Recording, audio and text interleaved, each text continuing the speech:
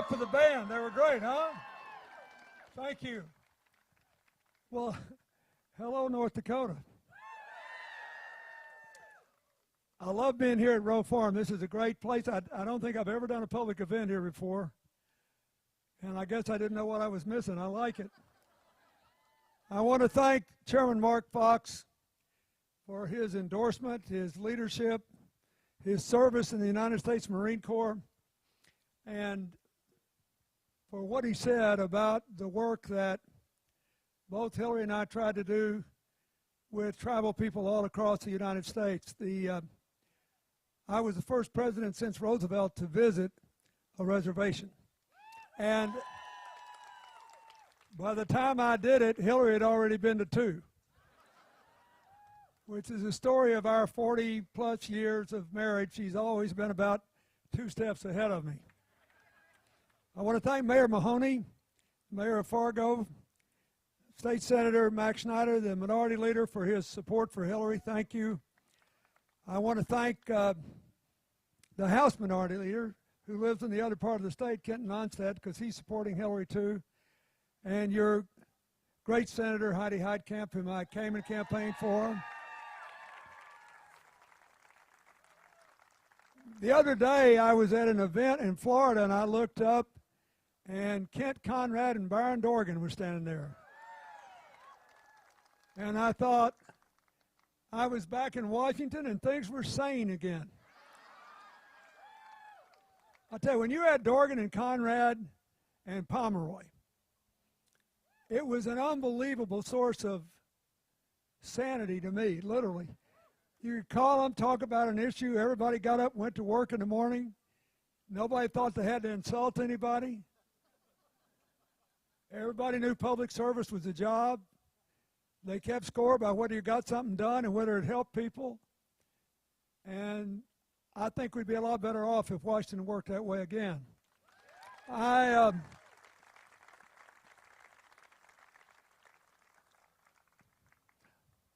want to thank 2 other people who are here. Governor George and Jane Center, thank you for being here. And thank you, Senator Center, for being here. When I was running for president in 1992, and I was in New Hampshire, 3 governors came to stand with me. The governor of Michigan, Jim Blanchard, the governor of Wyoming, Mike Sullivan, and George Center. And they were there with me when only my mother thought I could be elected. Hillary and Chelsea were still undecided. And I'll never forget it. We did a lot of good together, and I'm glad to be here with them. I also want to join what Chief Fox said.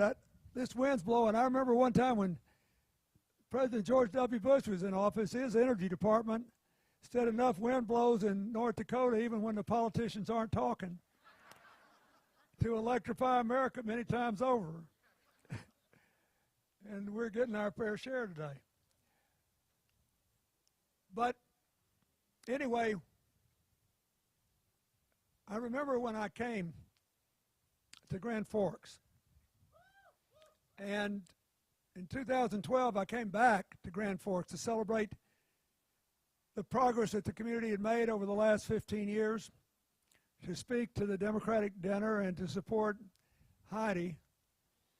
But I got to thinking, I was looking at the river and how it had been fixed, and I looked at the land and how it had been repaired, and I looked at the downtown and how beautiful it was. And I thought, this is what public service is about. People just got together, worked together, made something good happen, gave people a new future. That's what we have to do again in America. And I got to say one other personal thing, because Chairman Fox mentioned it. I want to congratulate you on the 5th national championship for the Bison. And the first time you ever had a player drafted second in the NFL draft. And on behalf of my son-in-law, who is a rabid foaming at the mouth Philadelphia Eagles fan. Boy, did they need a quarterback, and I thank you for that. I promised him I would say that. He drags my daughter to every Eagles game that's available. But I was thinking about it, what a great contrast it is. Why should people have to be broken and hurting before we act like neighbors and friends? When there are self-evident needs, why does there have to be a natural disaster before we can treat each other as human beings? And our political opponents as opponents, not enemies. We got to do that again. Look, you've got a clear choice here. And I know that it's been a rather interesting year. That's the most neutral word I can think of. But look, there's something real behind all this harsh rhetoric. And if you look at, I know we're a long way here, we're in North Dakota, but this is going on all over the world, not just in America. Because we're living in this increasingly globalized world. And everywhere, people are confronting two huge challenges.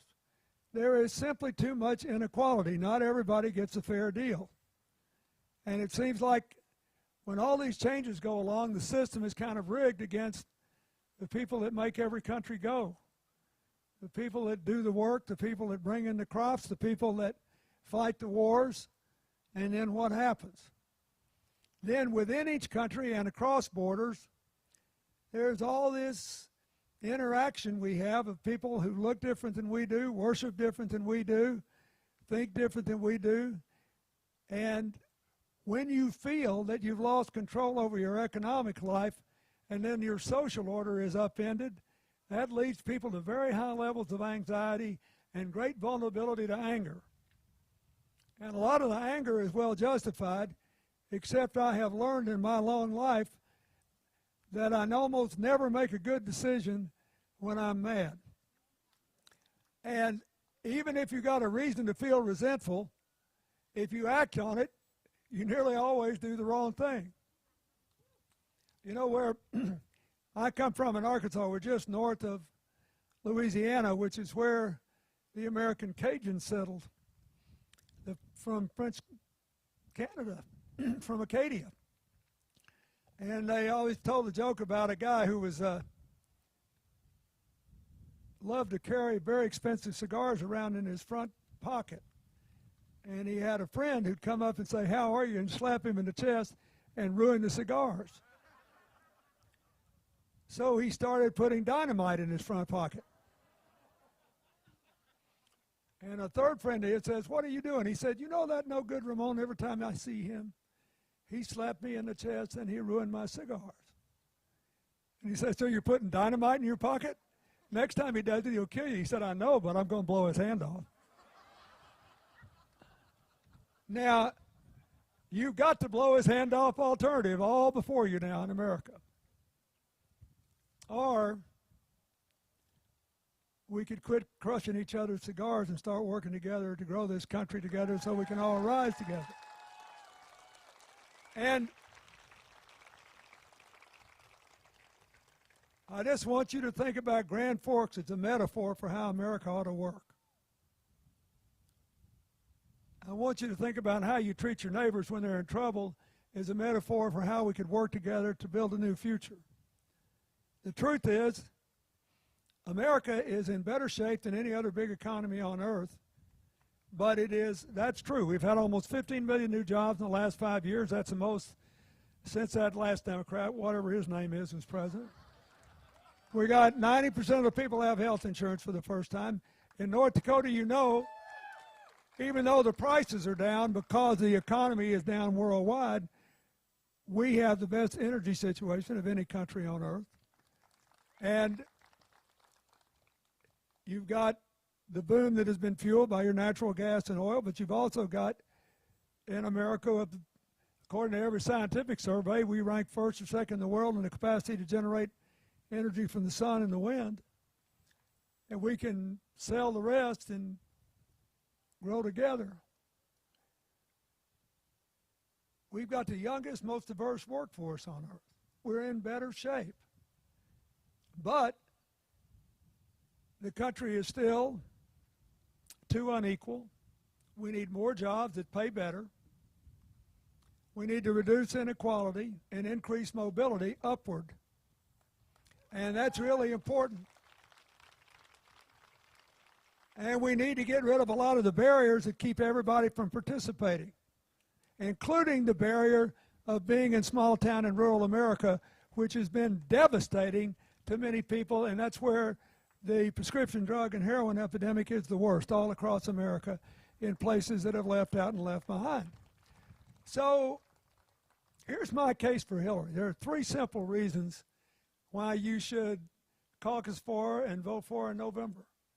1 is she got the best ideas to allow us to all grow together. 2 is there's only 2 things that can get away from us and keep us from realizing our potential to lead the world to a better place. 1 is continued political gridlock in Washington, and the other is continued troubles in the world which drag us down. That's the story of your energy economy. And that's the story of the American economy if you look at the slower growth. And the third is that she's the best qualified to deal with those things. The only one left who's qualified to deal with those things. And the third reason you ought to be for is, in my 45 years of acquaintance with her, she's the best change maker I've ever known. A lot of people can talk about doing things that make things better. She always figures out what we can do. I remember when we were young and we had all these dreams. We were going to end the war in Vietnam, end poverty, end everything that was wrong, no more racism, no more nothing. Everybody would give their speeches, and then she'd say, okay, guys, we all agree. Now, what are we going to do? What are we going to do? We need a president who's a doer now. Somebody who can do. I do think it's probably not popular in North Dakota to say, but I think that President Obama's done a better job managing this economy than he gets credit for because you have no idea how close we came to slipping into a major depression. We were close. And if we had done it, we'd still be reeling. Remember, when we had the Great Depression in 1929, we really didn't get out of it all the way until World War II came along, and we had to mobilize. So we got our jobs back in 7 years, but not the incomes. People are mad because 80% of the people in this country have not gotten a pay raise, if you adjust for inflation, since the crash. They're mad because median family income, the one in the middle, if you adjust for inflation, is $3,000 and lower than it was the last day I was president. There, the young people in this audience can't even remember that day. It's so long ago. And so that's trouble. What happens? That gets people to thinking it's never going to get better. Every tomorrow is going to be just like yesterday. That's what kills a country. It's not poverty, it's not deprivation, it's thinking you have no power to make it better. Look, there's a couple of people in this audience, not many who are older than I am, who will remember this, but when I was born in Arkansas, at the end of World War II, the income of my state was barely half the national average. I didn't know anybody except the town doctor that had a college degree. I'm probably the last president, and I hope I am, who will ever have actually lived on a farm without indoor plumbing. But I didn't know anybody who was white. And when people tell you about the good old days, remember, they weren't so good for a lot of people. Let's not forget, they weren't so good for Native Americans, they weren't so good for African Americans, they weren't so good for a lot of Hispanic Americans, they weren't so good for a lot of first-generation immigrants. They weren't so good for a lot of single women who had to work for nickels and dimes and not even close to getting equal pay. They weren't so good. But even so, for me, And I had 6 jobs going through law school. There was never a day I felt like I was poor, because I always thought I could make tomorrow better. And if you had clean clothes and a place to sleep, and you could bring a neighbor home for lunch, you were not poor. That was pretty much the definition of it. The rest of it was up to you, but we had the power. You've got all these people today who feel disempowered, and it is a source of the road rage you see in both parties' primaries. And, you know, look, I don't like a lot of the things that are said in that Republican primary, and at least the fights we've had have been real in the Democratic primary. And, you know, you can argue, I mean, at least, and our candidates voted together 93% of the time they were in the Senate. And I happen to believe, it wouldn't surprise you, that on things like bailing out the auto industry and averting the Great Depression, that I think, in immigration reform, I think Hillary was right on those issues. But the most important thing is, we're arguing about how can we get everybody who needs to go to college in college.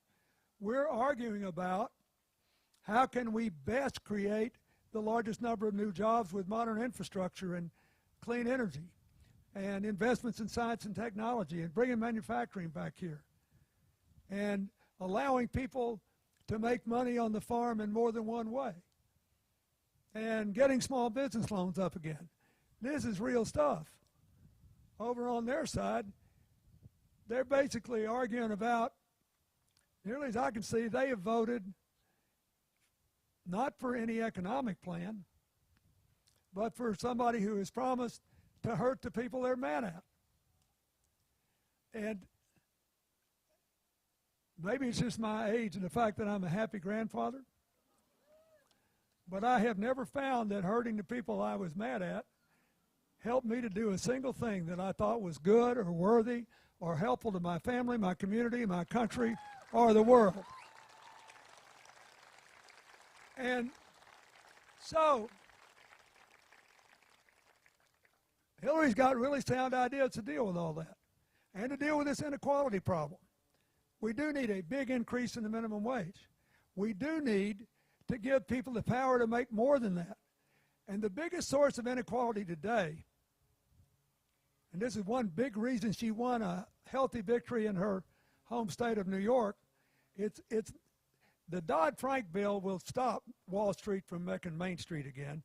The problem today is all these corporations that give all their revenues to the stockholders and the top management and not enough to the workers and the communities they're a part of. That's the big problem. And I'll just give you an example. Down in Indiana, which is our #1 manufacturing state, 20% of the people in Indiana work in manufacturing. Highest percentage in America. They got a Mercedes-Benz factory in Indiana, not Germany, that sell all the cars they make in China. They're good at what they do. So they had a Carrier air conditioning facility. They had 2 of them with 2,100 jobs, good union wages, good benefits, and the division made $2.9 billion last year, with the profit margins increasing every year for the last 3 years, and they were still told they were going to get rid of 2,100 jobs and send it to Mexico. And do you know why? They admitted it.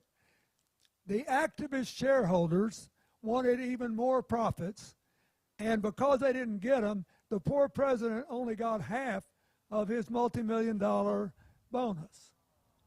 And he was embarrassed. So they decided to throw 2,100 people under the bus. That's crazy. So what Hillary says is we need a big carrot and a big stick. The big carrot is she wants to give a 15% tax credit to companies that fairly share their profits with their employees and reward that. We got a friend in New York that came to upstate New York several years ago, believe it or not. He's from Turkey to make Greek yogurt. I guess he figured he had to get far enough away from the trouble to do that. He got 2,100 employees now. He built a company from nothing, hiring rural people from upstate New York and migrants from all over the world, called Chobani.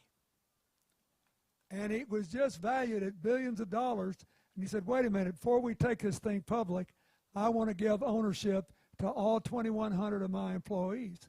And he gave them all certificates. And listen to this. He gave them certificates.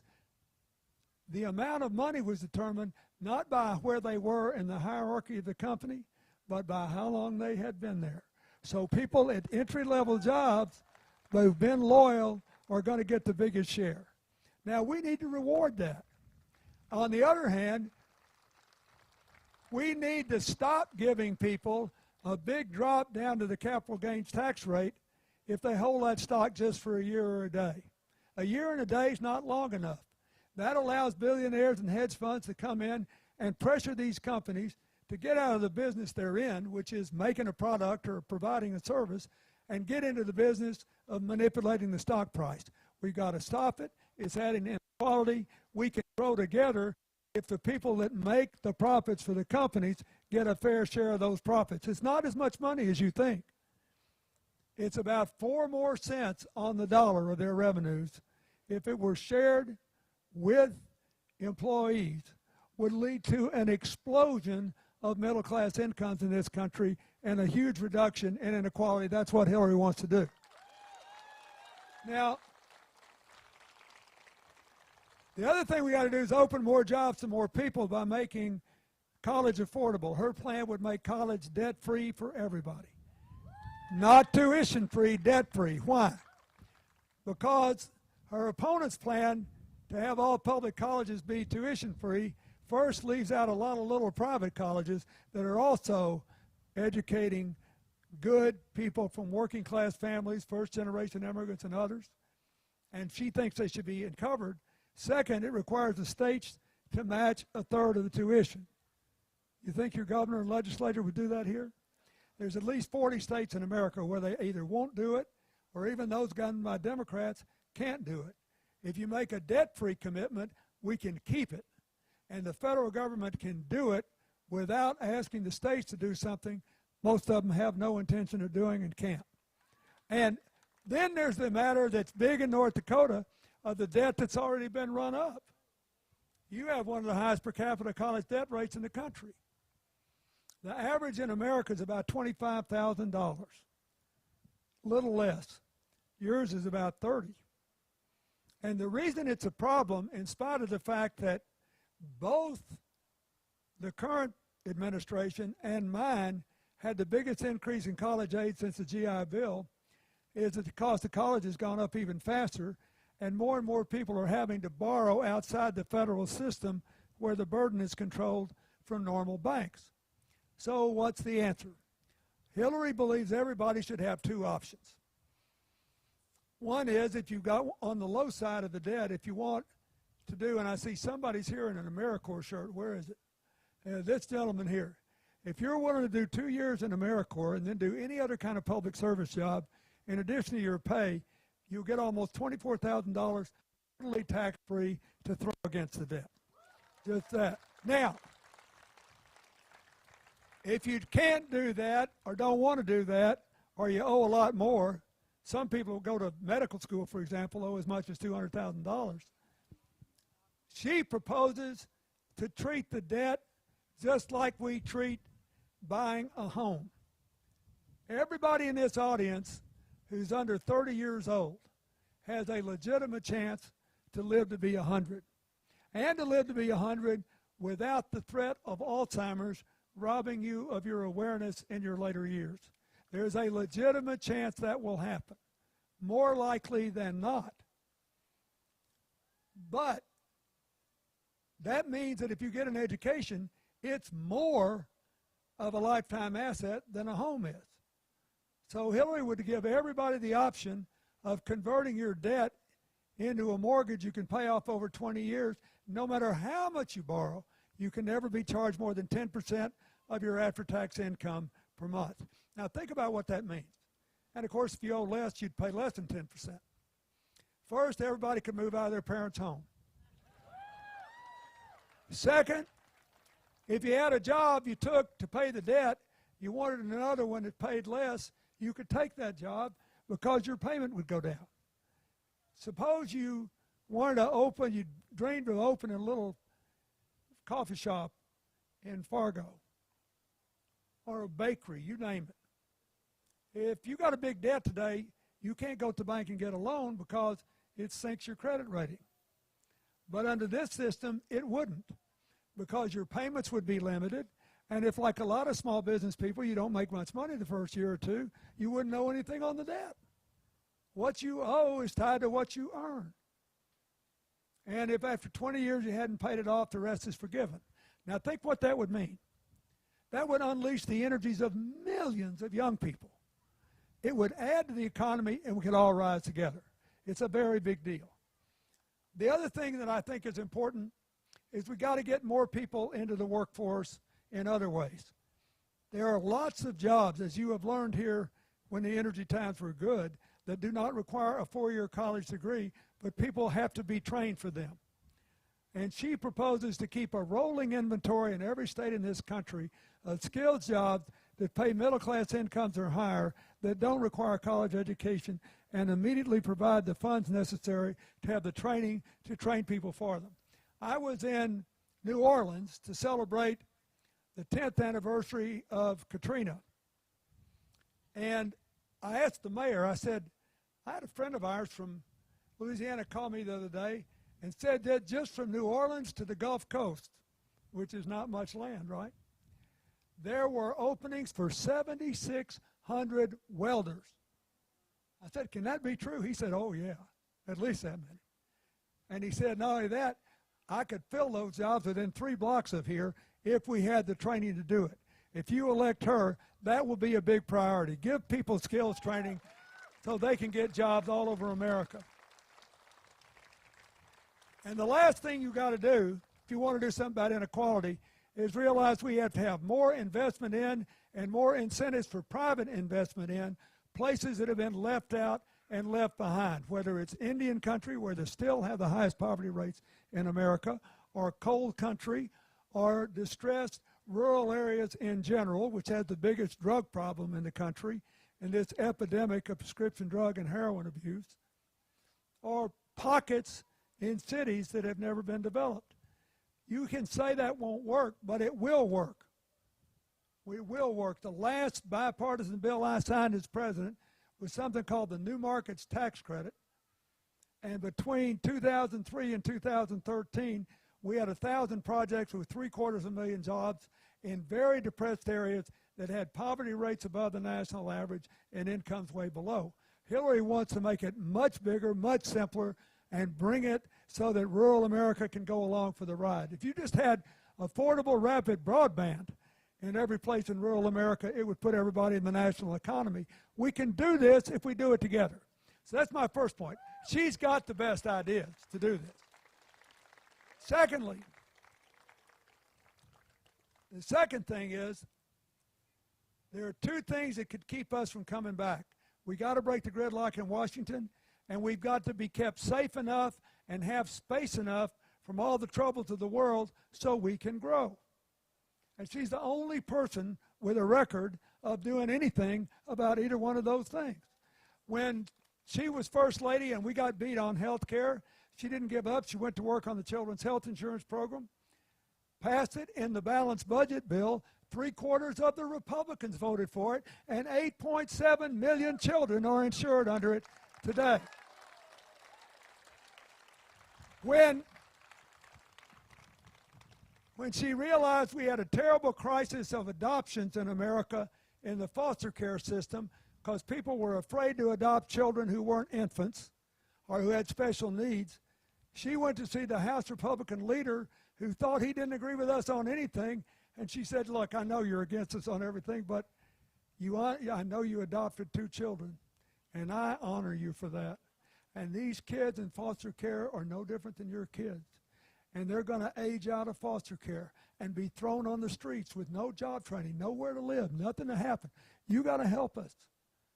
And he looked at her and he said, well, Hillary, what do you want to do? She said, look, you're a Republican. You love tax cuts. Let's give people a whopping tax credit if they adopt a non-infant child, and a bigger one if they'll adopt a child with special needs. And then you got to give me some money because we need some social service support to help these families and then to help the kids that are going to age out. Guess what happened? All I had to do was sign the bill. There was an 80% increase in the adoption of children out of foster care, because you always make something good out of it. And when she was a senator, 9/11 happens.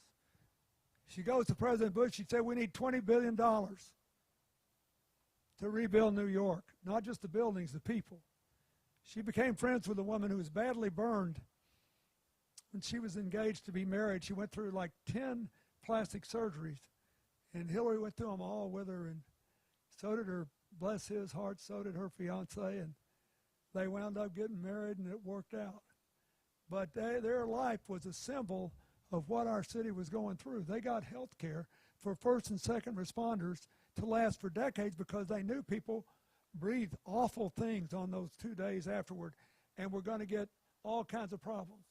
She got that passed. She was the de facto economic development officer for small family farmers, which there's a huge number of, believe it or not, in New York, and wine growers and small manufacturers. And the head of the Farm Bureau on Long Island, which is a pretty tough place for a Democrat, endorsed her for re-election. And the press goes breathlessly up to him and said, Joe, I thought you were a Republican. And he said, I thought I was too. Well, how can you be for her? He said, look, all these politicians sound great at election time. They all sound so good. All I know is she has actually done things to help my farmers hang on to their land, and I am for her. And he's still for her today because he knows that she's a change maker who can do things. And when our soldiers went to Afghanistan and Iraq, she made sure, as a member of the Armed Services Committee, they had the equipment they need to maximize their chances of surviving that conflict. And when they came home, that they had the health care they needed, especially if they had traumatic brain injuries or post-traumatic stress syndrome. And never mind whether they were in the National Guard, the Reserves, or the regular military, that for the very first time they all got the same health care. These are important things. Whatever you think about any conflict, we have a special duty to people who stick their necks out, put their lives on the line, and through no fault of their own, have their life chances altered by their service to this country. And so then she got to be Secretary of State. But anyway, Republicans supported all this stuff. Then she got to be Secretary of State. She got the sanctions on Iran and got Russia and China to go along. The Republicans were rhapsodic, even the ones that don't agree with the nuclear deal.